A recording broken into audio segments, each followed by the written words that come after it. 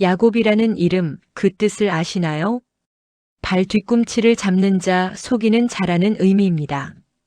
그런데 놀랍게도 이 사람이 하나님과 씨름한 후 이스라엘이라는 새 이름을 받고 그의 12아들을 통해 이스라엘 12지파가 형성됩니다. 오늘은 한 사기꾼이 어떻게 하나님의 선택받은 민족, 이스라엘의 조상이 되었는지 그 은혜로운 여정을 함께 나누겠습니다. 1. 야곱의 출생과 초기 행적. 야곱은 태어날 때부터 남달랐습니다. 쌍둥이 형 에서의 발 뒤꿈치를 잡고 나왔죠. 창세기 25장을 보면 그는 형이 사냥에서 지쳐 돌아왔을 때 팥죽 한 그릇으로 장자권을 사취합니다.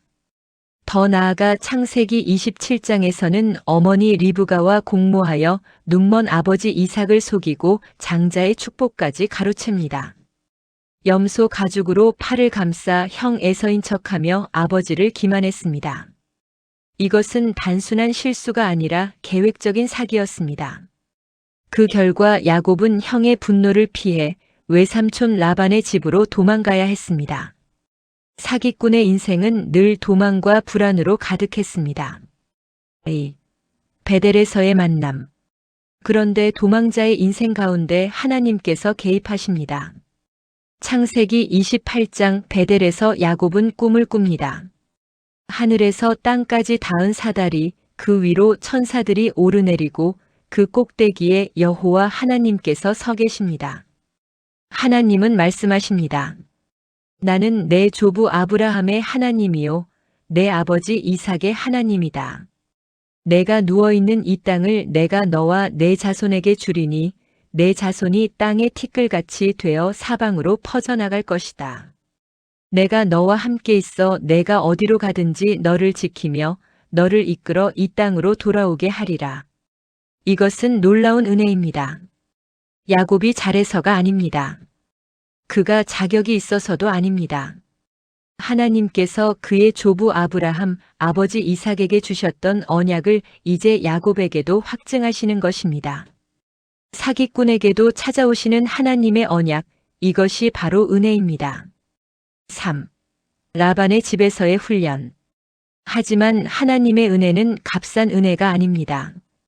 야곱은 외삼촌 라반의 집에서 20년간 혹독한 훈련을 받습니다.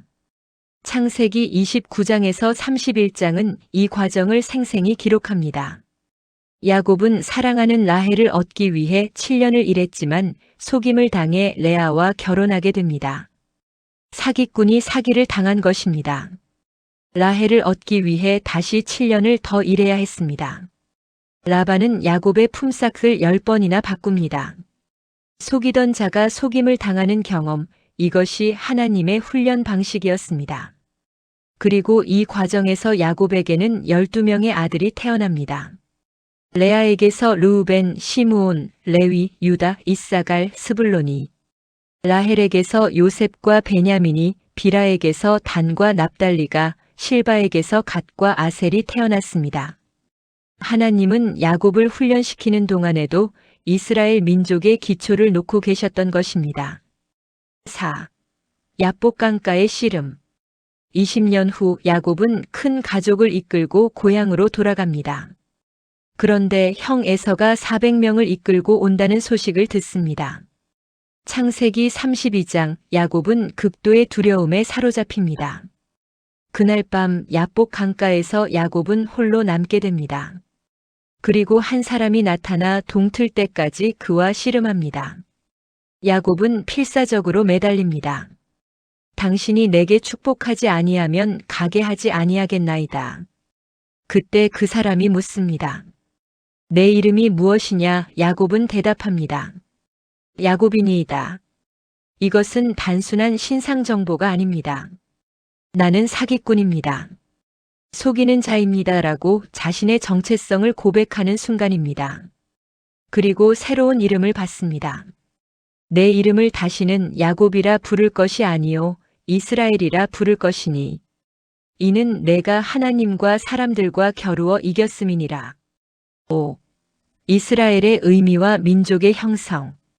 이스라엘, 이 이름의 뜻은 하나님과 겨루어 이긴 자, 또는 하나님이 다스리신다입니다. 사기꾼 야곱이 하나님의 통치를 받는 이스라엘로 변화된 것입니다. 야곱은 그날 밤 환도뼈가 부러지는 상처를 입습니다. 평생 절뚝거리며 살아야 했습니다. 하지만 그것은 단순한 장애가 아니라 은혜의 표식이었습니다.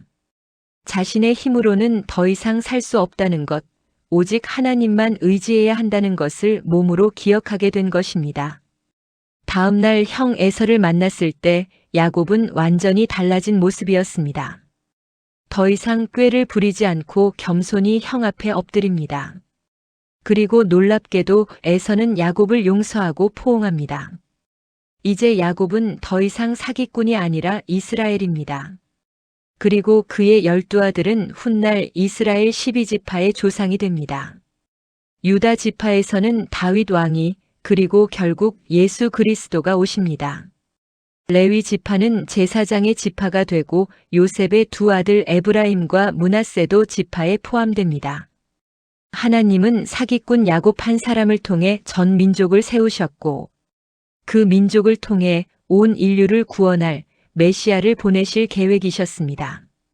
야곱의 이야기는 우리의 이야기입니다. 우리 모두는 크든 작든 야곱과 같은 모습을 가지고 있습니다. 자신의 방법으로, 자신의 힘으로 무언가를 쟁취하려 합니다. 하지만 하나님은 그런 우리를 포기하지 않으십니다. 때로는 고난을 통해, 때로는 실패를 통해 우리를 빚으십니다. 그리고 마침내 우리의 낡은 이름, 낡은 정체성을 벗기시고 새 이름을 주십니다. 더 놀라운 것은 하나님께서 변화된 한 사람을 통해 큰 일을 이루신다는 사실입니다.